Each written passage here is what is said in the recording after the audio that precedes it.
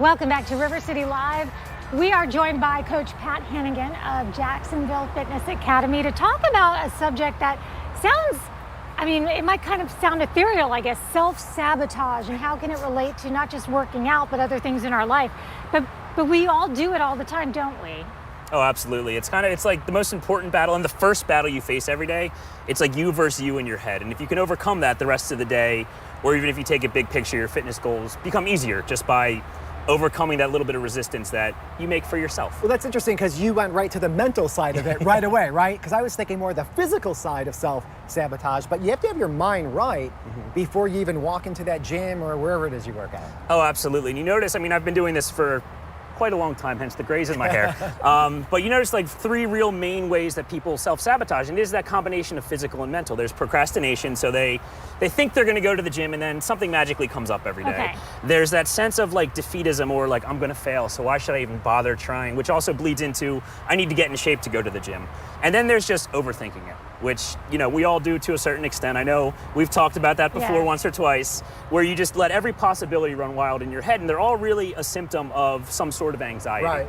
And so as you're listening to this, we're staying in the gym because that's where you work, you own a gym, but you're also a great thinker, and you like to take everything that you apply in the gym and put it to everybody else. So whether you're looking at going back to school or whatever is going on in your life. So what can we do about getting in our own way? How do we stop self-sabotaging? Well, all three of those things, they're very different problems, but they really have the same two solutions. And they're all, like I said, symptoms of like anxiety that you're building for yourself, or maybe it's from something else.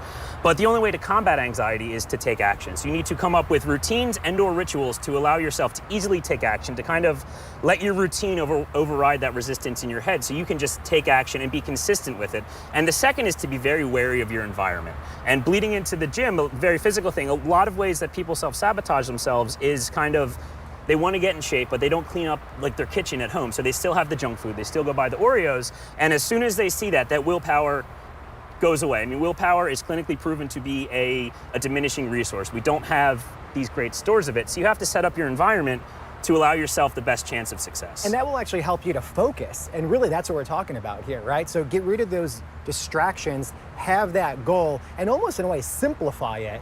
So when you go there, don't get caught in your head.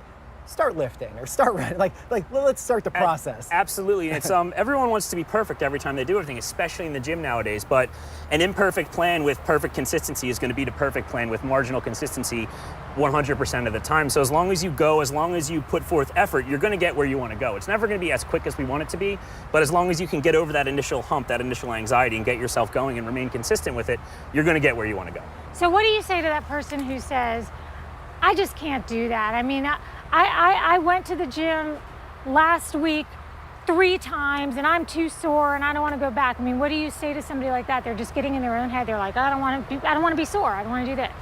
Well, there's many ways that someone could get in their own head, but if it's that sense of this is too hard, maybe you did go a little too hard the first time. Maybe you didn't acknowledge that you are in fact a beginner and need to do something to build yourself up instead of jumping into what everybody else is doing and trying to play that that FOMO social media game, or this is what my daughter's doing, I should do the same thing.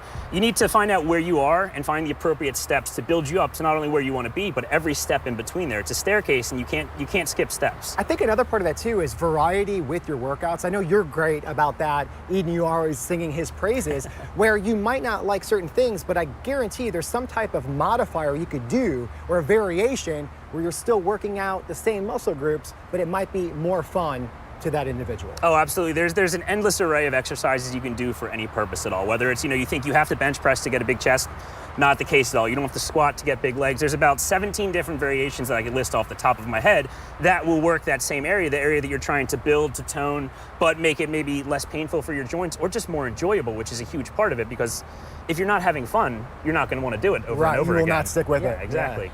Well, Pat can talk on different subjects, and again, they have a basis in the gym, but they typically have other effects on other areas of your life. So I would highly recommend that you go to his website, jacksfitacademy.com, but also, follow this guy on Facebook. You get to see some of his videos talking, and you might even get to see him bench pressing his toddler, which is always fun. See, variation. That's what I'm talking about. Find a way. We're going to be right back.